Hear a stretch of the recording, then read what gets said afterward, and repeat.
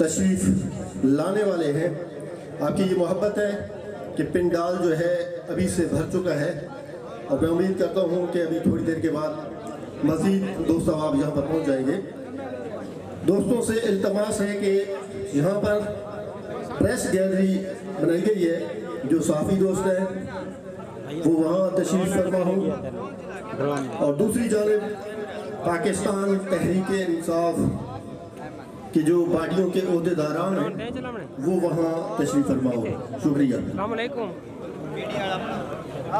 सरदार मोहम्मद कप्तान खान साहब तशरीफ़ लाने वाले हैं और मैं उम्मीद करता हूँ आप लोगों से कि आप गैरतमंद कौम हैं और गैरतमंद कौमें अपने लीडर का जो इस्तकबाल करती है वो मिसाली होता है।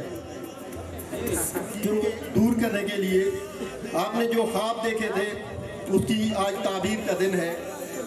आज तमाम इलाका की महरूमियों को ख़त्म करने का दिन है, तो आप भरपूर अंदाज से इस्तकबाल करेंगे इंशाअल्लाह। हम ये हाशमी से रिक्वेस्ट इब्राहिम अरबानी यहाँ पहुँचे।